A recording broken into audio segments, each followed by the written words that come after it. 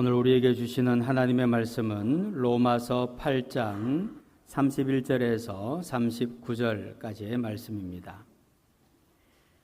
로마서 8장 31절에서 39절까지의 말씀은 신약성경 250면에 있습니다.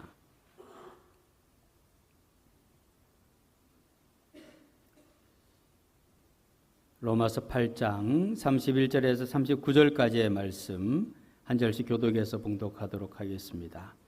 그런즉 이 일에 대하여 우리가 무슨 말하리요? 만일 하나님이 우리를 위하시면 누가 우리를 대적하리요? 자기 아들을 아끼지 아니하시고 우리 모든 사람을 위하여 내주신 이가 어찌 그 아들과 함께 모든 것을 우리에게 주시지 아니하겠느냐? 누가 능히 하나님께서 택하신 자들을 고발하리요? 의롭다 하신 이는 하나님이시니 누가 정죄하리요? 죽으실 뿐 아니라 다시 살아나신 이는 그리스도 예수시니 그는 하나님 우편에 계신 자요 우리를 위하여 간구하시는 자시니라. 누가 우리를 그리스도의 사랑에서 끊으리요? 환난이나 곤고나 박해나 기근이나 적신이나 위험이나 칼이랴. 기록된 바 우리가 종일 주를 위하여 죽임을 당하게 되며 도살당할 양같이 여김을 받았나이다 함과 같으니라. 그러나 이 모든 일에 우리를 사랑하신 이로 말미암아 우리가 넉넉히 이기느니라. 내가 확신하노니 사망이나 생명이나 천사들이나 권세자들이나 현재일이나 장래일이나 능력이나 함께 읽습니다. 높음이나 깊음이나 다른 어떤 피조물이라도 우리를 우리 주 그리스도 예수 안에 있는 하나님의 사랑에서 끊을 수 없으리라. 아멘. 우리 영주교회 창립 71주년을 맞이해서 하나님의 은총이 교회를 세우시는 하나님의 놀라우신 섭리가 여러분들의 가정에 함께 하시기를 주님의 이름으로 축원드립니다. 우리 교회는 참으로 안정된 교회라 그런 생각을 늘 해봅니다. 안정된 교회라고 하면은 어떤 교회가 안정된 교회냐 하면은 책임성 있는 교인들이 많은 교회, 그런 교회가 안정된 교회라고 저는 생각을 해봅니다. 책임지는 교인들, 책임성 있는 교인들, 책임성도 신앙입니다. 그래서 책임지는 교인들이 많은 교회가 좋은 교회입니다. 나 아니면 안 돼, 내가 앞장서야지, 이런 생각을 가지라 이 말이죠. 창립 80주년을 맞이할 때 내가 책임질 거야, 교회를. 내가 90주년 때는 내가 교회 책임질 거야. 내가 100주년 때 봐, 크게 한번 일할 거야. 이런 책임지는 교인들이 많은 성도들이 좋은 교회인 줄로 믿습니다. 제가 은퇴한 지가 10년이 됐어요. 10년. 세월이 참 빠르죠. 제가 10년 됐다고 하는 말을 다른 얘기하면은 6대 담임 목사님으로 오신 이상현 목사님이 부임하신 게 10년이라는 그런 말씀이에요. 힘쓰시고 또 애쓰시는 모습이 늘 좋아 보입니다. 감사해요. 지난달에 장신대 71기 동문들이 시내에서 좀 모였습니다. 그래서 모였는데 동문들의 소식을 전하면서 기도하자고 했습니다. 150명이 졸업을 했는데 40명이 돌아가셨어요. 최근에 돌아가신 목사님은 청주에서 개척하다가 불의의 사고를 당해가지고 회복되지 못하고 돌아가신 목사님, 목회를 참 성공적으로 잘하신 분인데 그래요. 어떤 동문은 치매와 선망증으로 요양원에 들어가셨다는 얘기예요. 선망증이란 말이 방향 감각도 모르고 이상한 소리를 자꾸 듣고 하는 게 선망증이에요. 선망증. 목사님이신데 선망증 때문에 요양원에 들어가셨어요. 척추골절과 중풍으로 누워 계신 분, 중증 아주 무거운 치매로다가 소대변을 다 받아내시는 목사님, 몇 가지 암 진단을 받고 음식도 넘기지 못하는 그런 분, 또 투석 중이신 몇 분의 사모님들, 모이기만 하면은 우울한 소식들이 그렇게 막 들려지더라고요. 인생의 마지막 가는 길이 참 어려운 거죠. 저는 은퇴하고 나서 그래도 해보고 싶은 것 좀 해봤던 목사예요. 의미와 보람을 찾으려고 애를 씁니다. 저라는 사람이요, 저에겐 참 소중하잖아요. 나는 나에게 소중하다고 그런 생각을 가지셔야 돼요. 세상 인구가 건 80억 가까이 돼요. 5천만 명 모자라는 80억 정도 되는데 80억 중에서 유일한 사람이라고. 내가 나하고 똑같이 생긴 사람도 없고 유일한 사람이요. 그러니까 소중하다고. 하나님이 작품 중에서도 아주 명품으로 만들어주신 소중한 사람이라는 생각을 가지고 살아야 돼요.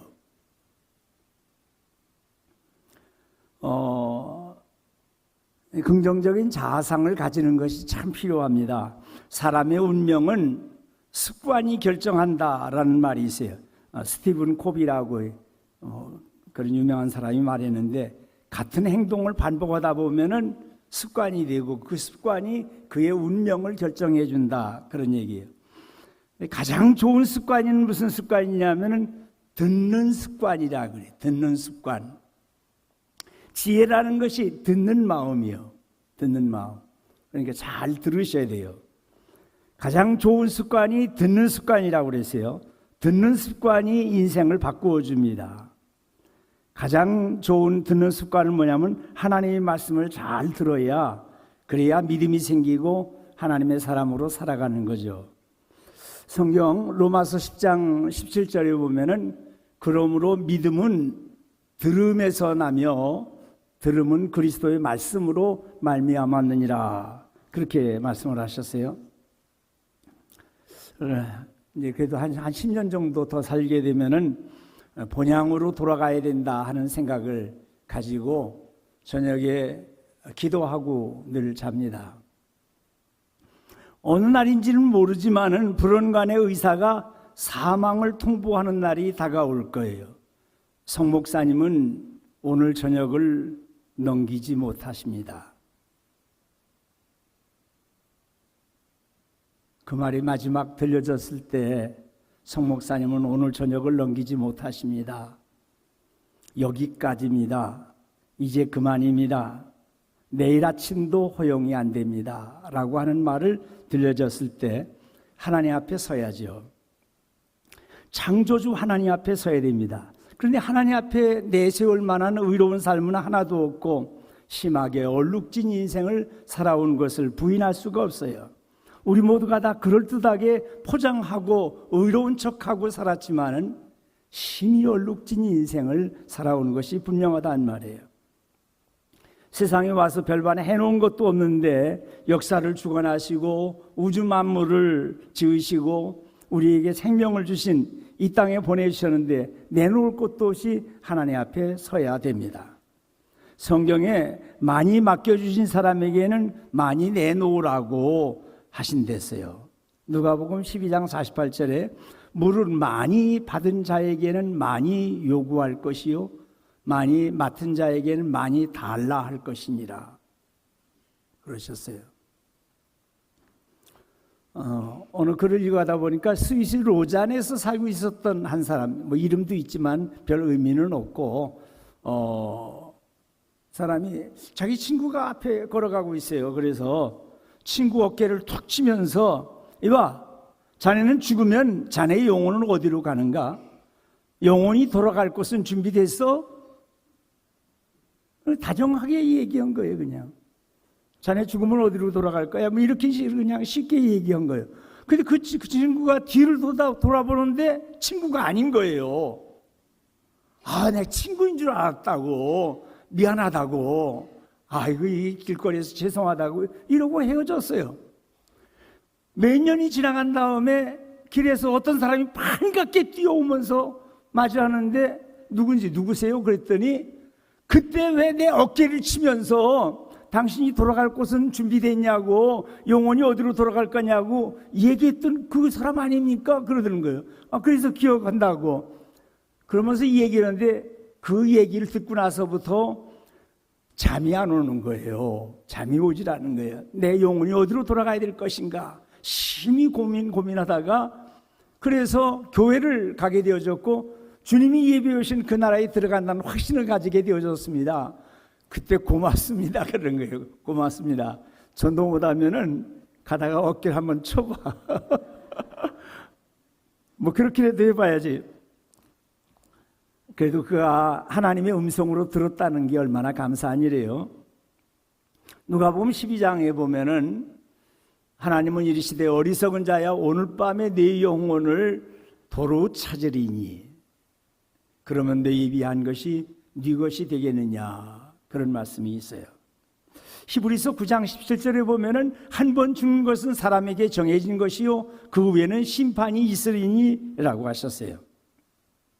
거룩하신 하나님, 온 우주 만물을 지으신 역사의 주인이신 그 하나님, 나를 지으시고 이 땅에 보내주신 그분 앞에 서야 되는데 한 번 죽는 것은 사람에게 정해진 것이요 그 후에는 심판이 기다리고 있다 하셨어요. 누구나 죽습니다. 그러니까 뭐 나라고 예외일 수 있나요? 죽음은 받아들일 수도 있어요. 그러나 그 다음에 심판이 있다고 하는 말씀 때문에 죽음이 두려운 거라 이 말이에요. 세상이 무너지더라도 하나님 앞에 설 수 있는 진리의 말씀, 생명의 말씀, 구원받은 확신의 말씀 한 구절만 붙잡고 설 수만 있다고 그러면은 하나님 앞에 서는 것도 결코 두렵지만은 않을 것입니다. 오래간만에 이 설교의 감각이 떨어지고 오래간만에 이렇게 설교를 하니까 목이 좀 말라가지고 내가 물 좀 가져다가 좀 먹으면서 할게.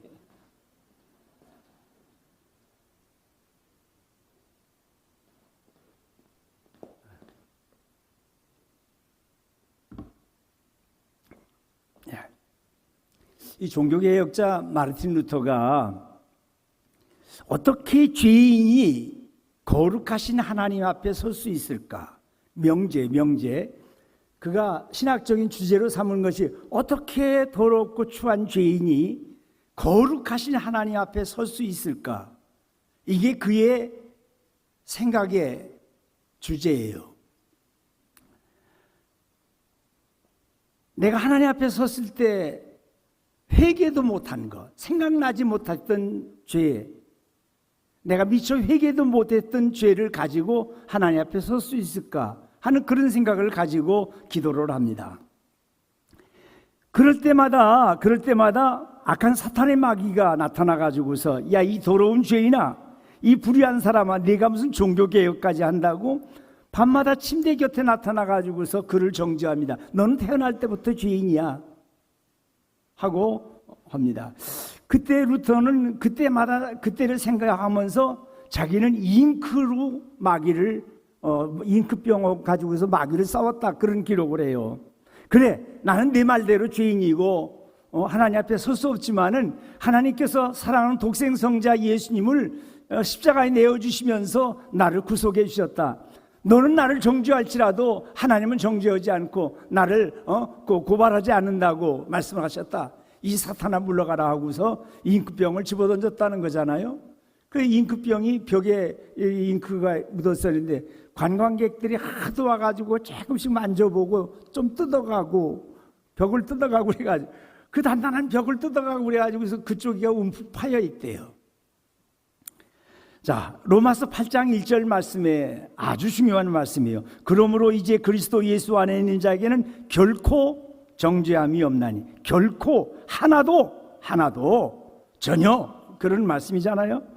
우리가 그리스도 밖에 있으면 정죄를 받게 돼요. 그러나 그리스도 안에 있는 사람들에게는 정죄함이 없다 그러셨어요. 누가 받으셨나요? 정죄는 아들 예수님이 다 받으신 거예요. 35절 말씀에 누가 우리를 그리스도의 사랑에서 끊으리요? 그 누가라고 그랬어요. 어떤 사람, 악한 사탄 마귀라도 또는 신실한 천사라도 어떤 사람이라도 우리를 그리스도의 사랑에서 끊을 수가 없습니다. 누구라고 하는 말을 좀 확대해 가지고 어떤 단체나 어떤 교리나 어떤 환경이나 어떤 영향, 이런 것도 그리스도의 사랑에서 끊지 못합니다. 환난이나 곤고나 핍박이나 기근이나 적신이나 위험이나 칼이나 이렇게 다 얘기하다가 또 생각나가지고 사망이나 생명이나 천사들이나 권세자들이나 현재 일이나 장래 일이나 능력이나 높음이나 기품이나 다른 아무 피조물이라도 세상의 모든 것을 다 얘기하면서 그 어떤 것도, 어떤 교회도, 어떤 교권도, 어떤 사람도 우리를 그리스도의 사랑에서 끊을 수가 없다고 말씀을 합니다. 요한복음 10장 28절로 29절 말씀 우리 다 같이 읽어봅니다. 내가 그들에게 영생을 주노니 영원히 멸망하지 아니할 것이요 또 그들을 내 손에서 빼앗을 자가 없느니라. 그들을 주신 내 아버지는 만물보다 크심에 아무도 아버지 손에서 빼앗을 수 없느니라 그러셨어요. 이런 확신의 말씀을 가지고 있어요. 자꾸 암송해야 돼요. 31절에 하나님이 우리를 위하시면 누가 우리를 대적하리요? 그 말씀은 무슨 뜻이냐면 세번역에서는 하나님이 내 편이신데 누가 우리를 대적할 수 있느냐, 그런 말씀을 하고 있습니다. 34절에서도 33절에 누가 능히 하나님의 택하신 자들을 송사하리요 의롭다 하신 이는 하나님이시니, 그러니까 하나님이 의롭다고 하셨단 말이에요. 송사할 수가 없는 거예요. 하나님 앞에서 내가 의롭다고 했어, 내가 데려와서, 그렇게 말씀하시는 거예요. 34절에 누가 정죄하리요 죽으실 뿐 아니라 다시 살아나신 이는 그리스도 예수시니 그는 하나님 우편에 계신 자요 우리를 위하여 간구하신 자시니라. 하나님 우편에서 뭐라고 해요? 누가 오면은 내가 이 사람 위해서 죽었어요, 내가 이 사람 위해서 죽었다고 그러면서 우리를 위해서 변호해 주신다, 간구해 주신다 이 말이야. 하나님 우편에서 계시면서 우리를 간구해 주시고 있어요. 자, 하나님이 사랑하십니다. 오늘 설교 제목은 하나님이 사랑하십니다. 옆에 사람한테 들려주세요. 하나님이 사랑하십니다. 하나님이 사랑하십니다. 하나님이 사랑하십니다. 하나님이 좋다고 하시는데 그분이 사랑하는 내 아들이라고 확정해 주셨단 말이에요. 전능하신 하나님이 좋다고, 됐다고, 다 해결했다고 누가 뭐라고 얘기하지 말라고 말이야. 누가 안 된다 된다 그런 얘기하지 말라고. 뭐 왈가불가하고 내 앞에서 가타부타 그런다고 말이에요. 하나님이 그렇게 책망하신단 말이에요. 전능하신 하나님이 당신의 아들 독생성자 예수 그리스도를 이 땅에 내어주시면서 찾아오신 사람인데 이 세상의 그 무엇도 하나님의 사랑에서 떼어놓을 수가 없습니다. 하나님은 만물을 지으신 분, 만물보다 크신 분, 그래서 감히 하나님이 됐다고 그러면 그것으로 충분한 거예요. 요한일서 4장 19절 말씀에 참 좋은 말씀이죠. 우리가 사랑하면 그가 먼저, 그분이 먼저 우리를 사랑해 주셨다라는 거예요. 그분이 우리를 먼저 사랑해 주셨어요. 저는요, 내가 나를 제일 잘한다고 생각했는데 아닌 거예요. 내가 나를 제일 사랑한다고 생각했는데 그 사랑도 아닌 거예요. 하나님이 나보다 나를 더 알고 계시고 하나님이 더 사랑하고 계신다 이 말이에요. 이걸 하나님의 사랑을 체험적으로 깨달은 사람이 사람을 사랑하고 살아갈 수 있어요.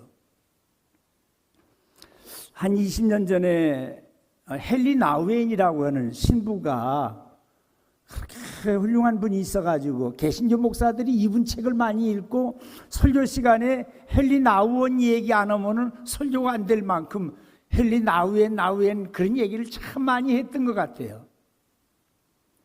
그분이 마지막 생애 한 5년 전에는 늘 시간이 나면은 서커스 구경을 많이 가셨대요.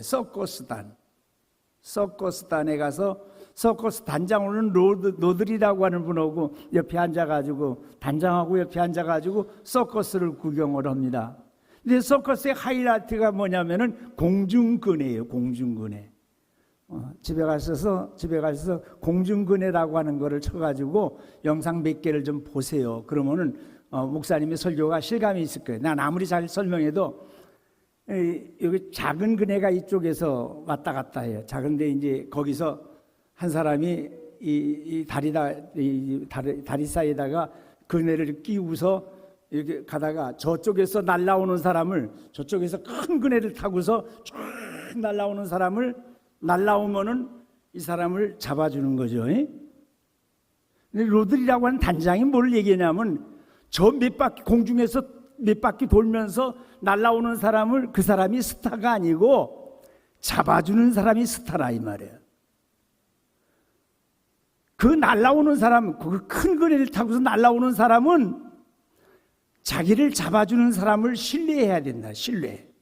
저 사람이 나를 분명히 잡아줍니다 라고 믿어야 된다는 거예요. 안 믿고 내가 그 사람의 손을 붙잡으려고 그러면은 실패하고 또 부상도 있는다는 거예요. 그 얘기를 하는데 이게 복음이다. 이게 복음. 이게 복음이다 이 말이에요. 그래서 그 나우엔 박사가 이게 복음이라고 하는 얘기를 하는 거예요. 우리는 주님을 신뢰하면서 주님이 나의 손을 붙잡아 주셔서 하늘나라로 인도해 드리신다는 마음을 가지고 아버지여 나의 영혼을 아버지 손에 부탁하나이다. 그렇게 하면서 하나님 앞에 나가야 돼. 내 영혼을 받아주시옵소서. 아버지여 나의 영혼을 아버지 손에 부탁하나이다 하고서 그냥 두 손 쫙 뻗치고, 두 손을 쫙 뻗치고 하늘나라로 갑니다. 하는 순간에 하나님께서 우리 손을 낚아채 가지고 안전하게 자리로 인도해 주신다 이 말이에요. 할렐루야. 이게 복음이에요. 그냥 우리는 두 손을 뻗치고 그냥 날아가기만 하면 돼. 기분 좋게 하늘나라로 들어갑니다 하고 날아가기만 하면 하나님이 그 순간에 손을 잡아서 채서 들이신다 이 말이에요. 사랑하는 아들아, 두려워하지 말고 나에게로 날아오너라. 너는 나의 사랑하는 자녀란다. 내가 너를 붙잡아 주고 있노라. 하나님께서 우리를 붙잡아 주십니다. 이사야 41장 9절 말씀. 내가 땅 끝에서부터 너를 붙들고 땅 모퉁이에서부터 너를 부르고 내게 이르기를 너는 나의 종이라. 내가 너를 택하고 실어버리지 아니하였노라. 너를 택하고 실어버리지 아니하였노라. 세상 사람들은 실어버리기도 하고 내다버리기도 하고 여행 가서 떨쳐놓고 오기도 하고 그러지는 사람들이 있어도 하나님은 실어버린 적이 없다 이 말이에요.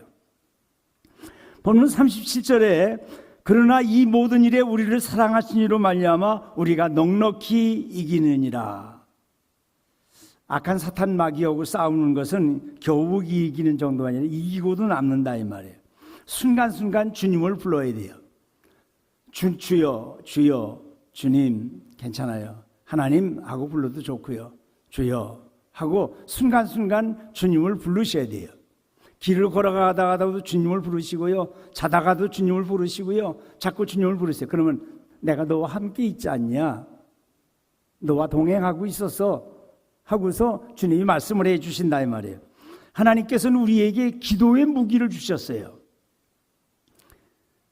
기도의 무기라는 건 얼마나 큰지 몰라요. 주님을 부르기만 하면은 우리로 모든 시험과 역경을 감당하게 하시고 때로는 피할 길도 열어주시고 지나놓고 보면은 좋은 것으로 바꾸어 주시더라 이 말이에요. 주여 불쌍히 여겨 주시옵소서 하는 것이 우리의 기도의 제목이 돼야 돼요. 하나님이 너무너무나 잘 알고 계시니까 어련히 알아서 다 해주시겠지. 그래도 그게 아니고 그래도 기도하라 이게. 에스겔 36장 37절에 나 주 여호와가 말하노라. 그래도 이스라엘 족속이 이와 같이 자기에게 이루어 주기를 내게 구하여야 할지라 그랬어요. 그래도 구하여야 하라. 그래도 기도하라 이게 말이에요. 하나님이 다 알아서 챙겨주신다고 하더라도 기도하라 이 말이에요. 그래야 은혜로 알고 감사함으로 받을 수가 있어요. 말씀을 정리하려고 합니다. 우리 주님이 십자가상에서 다 이루었다 그러셨어요. 참 너무너무 감사해. 우리가 받은 구원은 히브리서에 나와 있는 대로 하나님의 큰 구원이라니 말이에요. 기대하시라 이 말이에요. 기대하시라. 큰 구원이에요. 천국과 지옥의 문제, 율법과 은혜의 문제, 천지창조와 역사의 종말 심판의 문제, 마지막에 새로운 하늘과 새 땅에 이르기까지 우리 주님께서는 다 이루어 놓으셨어요.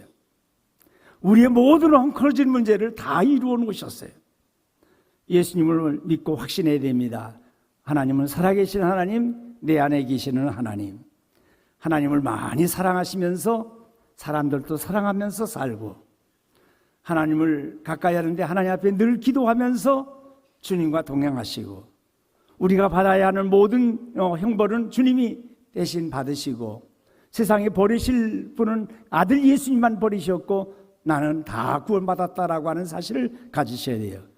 십자가에 달려 돌아가신 주님을 묵상하시면서, 주님과 동행하시면서, 그래 늘 기도하시면서 하나님의 자녀된 확신을 가지시는데, 하나님이 나를 사랑해 주십니다 라고 하는 확신 속에서 늘 승리하시는 여러분들이 다 되시기를 주님의 이름으로 축원드립니다.